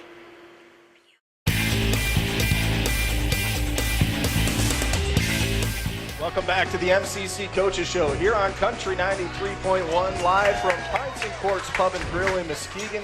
My name is Matt Chapkus. Right now I'm joined by Senior Captain of the Muskegon Catholic Central Crusaders, Alex Lewandowski. Alex, welcome back. Thank you. Absolutely, and man, I can't imagine how much fun you're having right now. Yep, it's been a great season. Now, talk about, let's start with this last week game against New Lothrop. As you're watching the weather reports coming up to that weekend, and you're seeing 20 degrees blowing snow sideways, do you know that you're going to probably get the ball 20, 30 times coming up this weekend? I didn't know I was going to get the ball that many times, but we knew it was going to be cold, but I would personally rather have the cold weather than the hot weather. So Really? Okay. Yep. And I guess when you guys finally stepped out in the field and got to run around on the turf, was the conditions about what you expected it to be? I mean, is that turf slippery when it's wet like that, or? It's not too slippery. I wasn't expecting it to be quite that cold, but made the best of it. Everybody kind of singled this game out with Amari Coleman because he's a standout guy for New Lothrop. I don't want to say it was you against him, obviously, but there had to be a good feeling coming out of that game and knowing that you leading that defense were able to shut him down, and then offensively you were able to put out the way that you were in that game. Yeah, our whole defense as a whole played great and shut them down, and our offense pretty much stayed in the tee, and our line came off the ball and made holes, so that's what made it. Now, you said you didn't know you were going to get the ball that many times. Did you know at the end of the game you had carried that many times? I knew it was quite a few. I didn't know it was that many, no. Were you a little sore at the end of that game? Yeah, I was a little sore. Let's talk about the 2 touchdown runs because there were kind of bookends for you in that game. The first one, it was like I think Coach Sirwan said, the third play from scrimmage, and you were able to bust off a 53-yarder and get you guys on the board. And that's just got to be a great feeling to score first. I mean, that's so important in those games. Yeah, it was good. The line made a huge hole, and right off the bat we scored and got up, and then our defense got some points when Ian scored, so that was a good start. Yeah, absolutely. And then you finish it off in the fourth quarter, late in the fourth quarter, a 47-yard touchdown run. I happen to notice that you beat Coleman to the edge right on that last play, but just after that touchdown run, you guys know it's over. You guys are going to Ford Field. Take me through that moment. Yeah, it was exciting. At that point, we pretty much knew we had it, and as a kid, I've always been, dreaming of going to Ford Field, and now it's happening. Yeah, now let's talk about that a little bit because obviously your last name carries a little clout at MCC. Your dad was a very successful player there. Yep. Then you coming in, obviously the senior class, Coach Sirwan said it, there's not a lot of guys in your senior class playing. But for you personally, I mean, finally getting able to realize this dream. Last year you were dinged up in the playoffs. What's been the difference this year other than obviously your ankle? It's just good being able to play and contribute, and once you're on the field, it doesn't really matter what grade you're in. So that is true. That's a good point. Now, talk about, you've been getting a fair amount of attention from not just me, but from a lot of media guys. Is it overwhelming at any point? I mean, I just listed off a whole bunch of awards that you won, including All-State again. I mean, do you take it as flattering? Do you want to credit your teammates with some of that work? Or? Yeah, a lot of the credit's got to go to my team because without them, I wouldn't be here. Right. And, I mean, but at the same time, it's got to be a pretty neat feeling. I mean, you got named the Muskegon Area Defensive Player of the Year. That is a huge honor, young man. Thank you. Absolutely. So, just great season for you guys. Tell me a little bit about what you guys have seen from Beale City.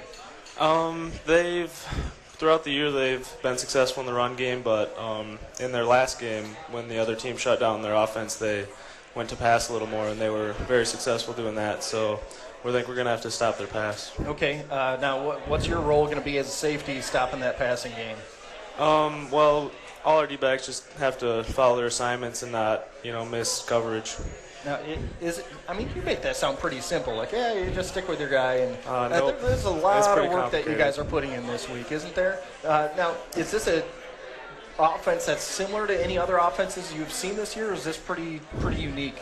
They run T like we run, but they also have passes off of it, so it's a little bit of combination of other things we've seen. Okay.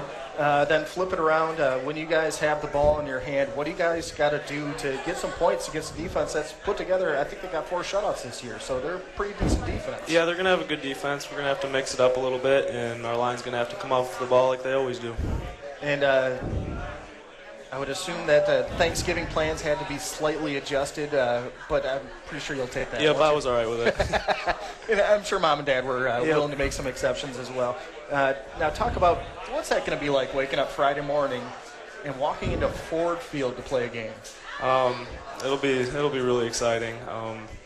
obviously we still got to not get caught up in all that and play our game.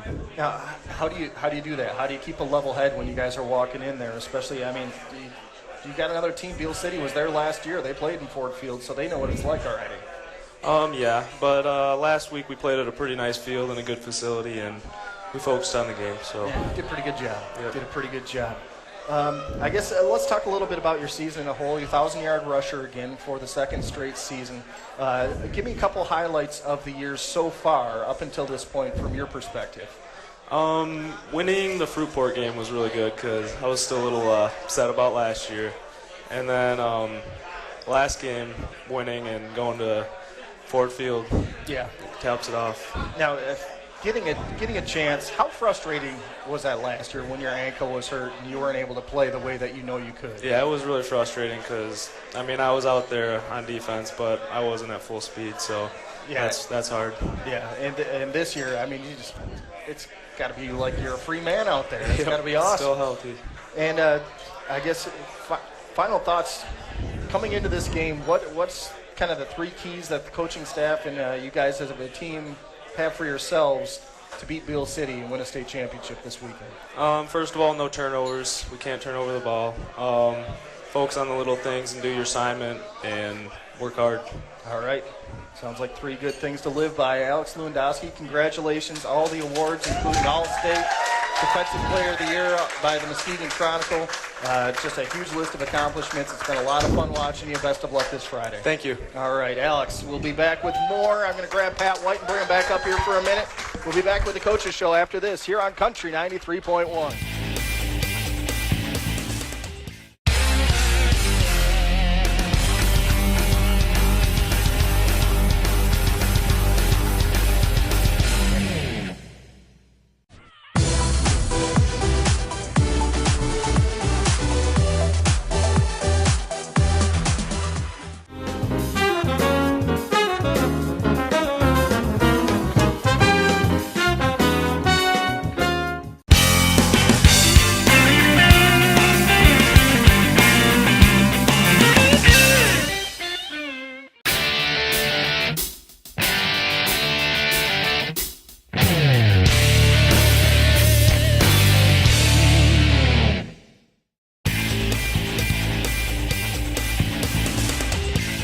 Coaches Show here on Country 93.1, live from Tyson Courts Public Grill on Norton Street in Muskegon, as the Crusaders continue on heading to a regional championship game this week against Mendon.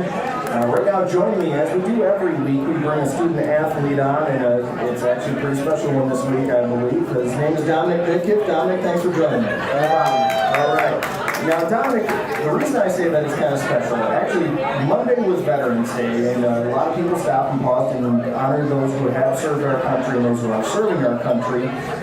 You actually are serving our country while you're in the middle of high school and while you're playing football. How did this all come together? Well, I always wanted to kind of serve, I guess you could say.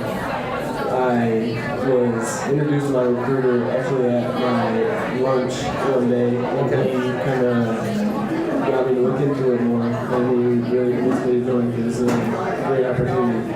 Okay, now, you have to be 18 to join, correct?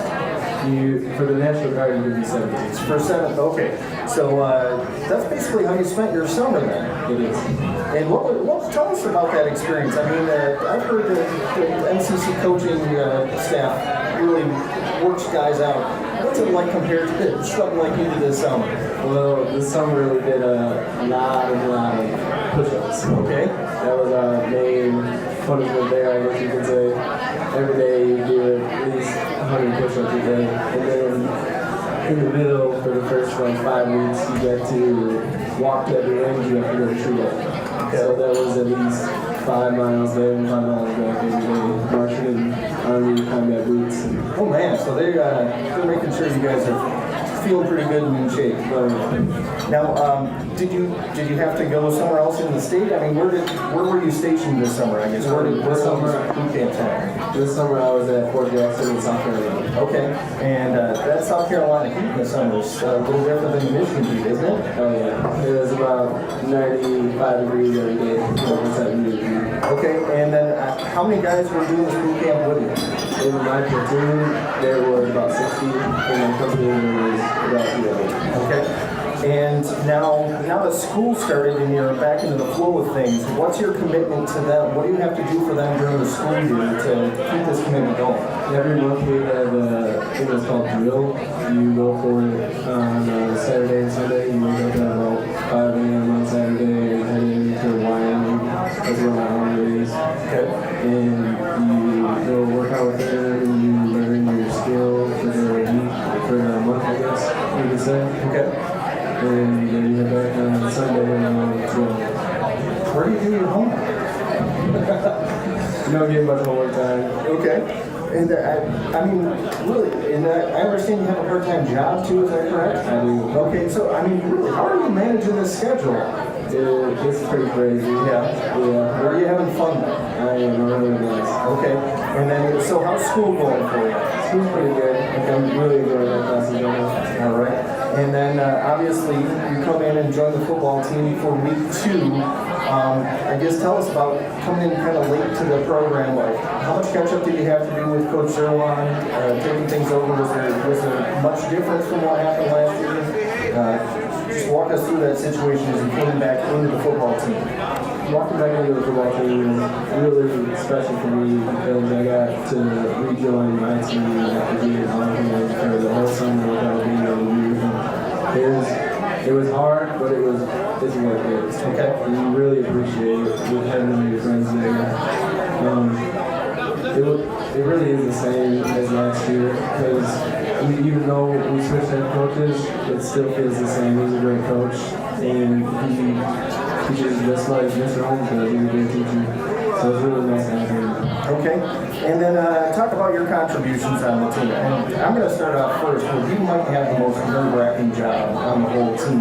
You are the holder for the kicker. Yeah. And might I say you've got a good set of hands because you fielded a couple high ones, a couple low ones, and right now Griffin's, I believe the stats say 60 of 62 on the season, or somewhere in that neighborhood. So, I mean, you're right in the middle of it though. If you don't do your job, everybody else gets mad. Yeah. So, I mean, what's that? Are you having fun coming in because you didn't play week 1? Did you have to get used to working with Griffin? It was actually the first and second week where it was the time we missed our field goals. Okay. So you've been money since you've taken it. I got it. It was actually my fault a couple times. Two holds I actually missed, so I was pretty upset about it. Yeah. But from then, you can just get a hang of it, just like I did it last year too, so it was a blast hanging out there with the family. And it's going to be pretty cool. Griffin's having an outstanding season, and you guys have gotten to kick some regular field goals in addition to PATs. Yeah, we really lucky to get out there. It was really nice. And one of your other roles is coming in as your backup defensive end for the team. You've had a couple really good games. You actually got played the game from us one week for a defensive stop that you made. Tell us a little bit about the times that you get out on defense. What are you liking to do out there? I always try to make a play when I get out there. You got to go for it all, so that's what I really try to do. Okay. And then offensively, you play a little bit of tight end, correct? Yep. And how much time have you seen offensively this year? Is it mostly been blocking duties when you're out there? Or? Mostly because we try to stay a little bit conservative when we get so ahead of some teams. Okay. And what's this week been like? Getting ready for Mendon again. You guys have played them 3 straight years now. This has got a pretty fun week, but a pretty hard week. I would assume coaches are making sure you guys are ready for everything this week. I know my sophomore year, we lost them, so last year was a good payback, I guess you could say. We're really trying because everyone hates Mendon. Everyone hates Mendon, you know that. So you're really getting your nose down in the dirt and getting things done. So practice pretty intense this week? Yes, sir. All right, very good. All right. Now, every week I go through kind of a list of questions here just so people can get to know you better. So we're going to dig into a little the life of Dominic Dickett now. How old were you when you started playing football? I was 5 years old. 5 years old. And what's your favorite football memory? My favorite football memory? I'd have to say my first game back this year was my favorite football memory because I got to rejoin my team. It was kind of a nice little celebration for me and my fellow teammates. All right, good stuff, good stuff. Favorite sport other than football? Favorite sport? I'd have to go with lacrosse. Okay. And are you looking at going into the military full-time after high school, or are you thinking college still? What are your plans there? I plan on going to a program called ROTC. Okay. I plan on doing that at a college. It's like a college course, and they train you how to be an officer. So I want to plan on doing that for 4 years, and then I'll start my academy. Okay, very cool. Were you named after anyone? I was not. Okay. If you were another person, would you be friends with Dominic Dickett? Oh yeah, absolutely. Would you bungee jump? I would love to do that. Really? Okay. Now into the food category. Favorite cereal? Frosted Flakes. All right. Your favorite meal? My parents make homemade pork chop, mashed potatoes, and gravy. That does sound good. That does. Favorite dessert? Me and my friend are planning on going to Chili's for a cake that they have. It's a chocolate cake. It was just good. What's your favorite thing about yourself? I like that I can go out there and just give it my best. Okay. If you were a crane, what color would you be? Don't say camouflage. A crane? Crane. What color crane? A crane? Probably blue. Blue. Fair enough. Who's the last person you talked to on your phone? My friend Adam. Good deal. Favorite sport to watch on television? I love watching football. Last movie that you watched? The Boogie Line. Interesting. Strength training or cardio? Strength training. Computer, television? Computer. What's the farthest you've been away from home? Florida. Walt Disney. Where were you born? The senior Michigan. Okay. What color is the family car? Teal. All right. How do you like all these questions? They're great. All right. Dominic Dickett, I want to thank you. Really unique situation. Great job done by you. Thank you for your service to our country and the Crusader football team, and we wish you the best of luck this Saturday. Thank you. I really appreciate it. All right. That's Dom. We'll be back with Jim White in 3 minutes to listen to the Coaches Show here on Country 93.1.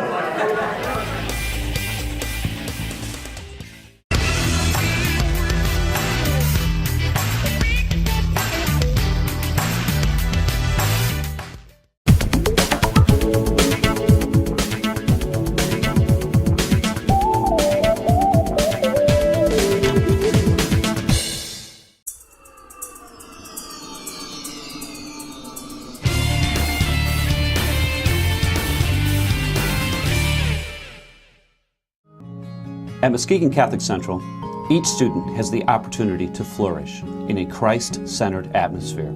Our school has a way of life that seeks God's presence in every class and every program we offer. Our success is built on the partnership between the families and the system, and together, excellence is produced. Our size allows for opportunities for all to explore and be successful at the many aspects of our academic, fine art, and athletic programs.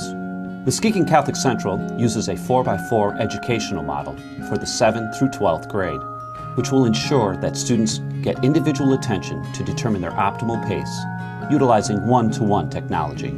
Students at Muskegon Catholic Central consistently score above the national average in all subject areas. In addition, 98% of the Muskegon Catholic Central graduates go to college. From day one, the mission of Muskegon Catholic Central is to enrich each student's spirit, mind, and body.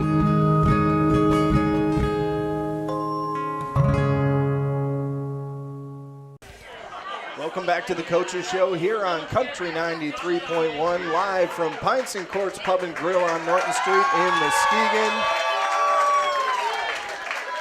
And you can hear we have a great crowd here tonight, as we always do for the Coaches Show. I want to thank everybody for coming out. We really do appreciate you coming out and being a part of this. To my right-hand side, joining me right now, one of the starting backs, both offensively and defensively on the Crusaders, Mr. Tommy Scott. Give Tommy a warm welcome. Tommy, how you doing tonight? I'm doing great. Good. Now, I was just taking a look because Coach Zerwan gave me a new updated roster, and you now have a little brother on the team with you. Yep, he's just got moved up. He's a freshman. And what's it been like having your little brother up at practice with you this week? Oh, it's fun. Some of my teammates been kind of picking with him in the locker room and things, but he's all right. You're standing up for him, though, right? Yeah. Absolutely. Okay, now who's faster, you or your brother? Me. Oh, of course. Just wanted to get that one out of the way. Now, in addition to football, you also do a little track, is that correct? And you actually had some great success last year. Why don't you tell the people a little bit about the events you ran and the results you had last year? I did the 100, 200, and then I was in 2 relays, 4x1, 4x2. And I made it to state. I qualified, but I didn't make state. Okay. Come in the top 3, so. Okay. Now, how's your track coach? Zara, no, he's great. He's great. Is he? And now, seeing your results on the track, how do you get the same speed on a football field? I mean, are you going out and shopping and checking out different cleats and taking them out on the field with you? I mean, how do you keep that traction so you can use your speed best to your advantage? In the off season, my dad bought me a weight vest. Okay. And it's 20 pounds, so it's about the same as your equipment. And he had me run up hills or do speed drills and things like that. Okay. Now, your dad was a former player at MCC as well, correct? Yep. And so does he look at game film with you or anything like that, or does he just take you aside after the game and talk to you about your game? Yeah, after the game, we have a little talk after the game. He tell me some things I did good, and he tell me some things I need to work on. Okay. And mostly those are pretty civil conversations. Yeah. All right, good. And then do you do the same thing with your little brother then? You go, hey, Tommy, you got to take a look at this one and work on that block a little bit more or anything like that? Or? Yeah, sometimes, but he usually do good on JV level, and now he's up on varsity, so he haven't played a game yet, but when his time comes, I'll be there. Okay. Now, he's a defensive back as well, is that correct? Yes. So have you guys kind of worked against each other during the off season to kind of hone each other's skills at all? Oh yeah, we worked out together, did D-back drills, wide receiver drills against each other. So. Okay. Now you don't ever sneak in a cheap shot, do you? No. Okay. No. All right. Good. Now I hear that you're a college football buff. Is that correct? College football buff? Yeah. You like your college football? Is that correct? Oh yeah. All right. Now there's a little game between the maize and blue and green and white this weekend. Who are you picking in that one? I got Michigan. All right. Attaboy. The Michigan Wolverines. Sounds like we're heavy on the maize and blue in here. I like that. Now, what do you think Michigan's going to be able to do against that state defense this week that's going to give them the win? Hopefully they can run the ball a little bit better than they have during the past week. So. Okay. Now, we're talking about colleges. Have you thought at all about a college yet or not really? Oh, definitely, yeah. Yeah? What are you thinking? Do you want to continue with track or you want to continue with football or what's your idea? I want to go college for football. Okay. Always since a kid. So. All right. Now, how does that work? Do you start sending your film out to colleges or do they start contacting you or do you work with the coaches? Take me through a little bit of that. Send them out. Okay. I'm do a little bit more after the season over. Okay. Now, are you targeting Division 3, 2, 1? What are you thinking next? 1, 2. Okay. Excellent. Good stuff. You want to stay local or don't care where you go? I don't really care where I go, really. All right. Good stuff. And let's see here. How's the track team going to be for this upcoming year after football season's done? I don't know. No? We're just going to have to wait and see the athletes that come out for track this year and join the relay team. Okay. Now, is it fun having Zerwan and coaches for both the fall and the spring? Yeah. What makes him a good coach? I mean, what helps you deal with him? I mean, he know what he's doing. He know what he's telling us, and it's just fun because we have him as a teacher and as a coach, and he's just fun to talk to, and he's just someone to go and talk to. Okay, good stuff. And then talk to me about Sunday night. What did you guys do while you were waiting to see what was happening with the playoffs? We went to the Lewandowski's and watched the selection show. Okay. And were you guys surprised that you were getting 2 home games? Were you happy about it? What was the emotions when you saw your draw? We was happy that possibly we'd get 2 home games if we win game 1. Okay. That's good thought. Good thought. Always focusing on the first game. Yeah. All right. Now, I know you've been here. I know you've seen my list of questions, so we're going to bust through these a little bit and just get to know Tommy Scott a little bit more here. Tommy, let's start with your favorite football memory. Favorite football memory, I was a freshman playing Heights. It was maybe a minute left in the game, and during the week we had a halfback pass. And during practice, I threw a bad pass, and Coach Martinez said we won't run it in the game. And it came down to the last final couple minutes of the game, and I threw it up to Lamar, and he caught a touchdown. I can see that Lamar remembers that play as well. Yep. So, is that the only pass you've ever thrown in high school? Yeah. All right, 1 for 1. So, Coach Zerwan just tucked that one away in case we need it. How old were you when you started playing football?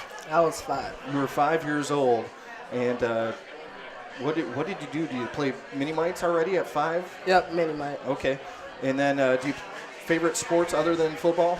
Track. Track? Yep. Okay. How about your favorite class in school? History. History? And what do you like about the history? Are you looking at U.S. history, European history? What do we got? U.S. history, any kind of history. It's fun learning the American history, all types of history. Okay. I already know the answer to this question, but we'll go with it anyway. Were you named after anyone? My dad. Excellent. All right. If you were another person, would you be friends with Tommy Scott? Yes. Absolutely. Would you ever bungee jump? No. No? Don't like that one? No. All right. How about, let's go through the food groups here. Favorite cereal? Captain Crunch. Favorite food in general? Favorite dinner type of thing? Cheeseburgers. Favorite dessert? Cookies. All right. There we got Tommy's menu for tomorrow all drawn up. If you were a crayon, what color would you be? Green. Green? Why green?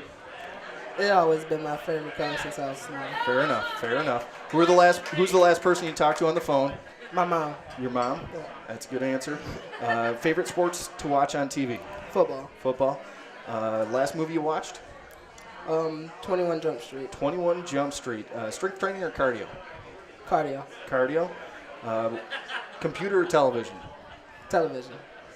What's the farthest you've ever been away from home? Texas. Texas, all right. What city were you born in? Muskegon. Okay. What color is the car you rode to the talk show tonight here in? Red. Red. And how about, what do you think of all these questions? Fair enough. I'll take that as constructive criticism. That is Mr. Tommy Scott. We can watch him tonight as the Crusaders take on Fulton Middleton. We will come back with Frank Lewandowski after a 3-minute break here on Country 93.1.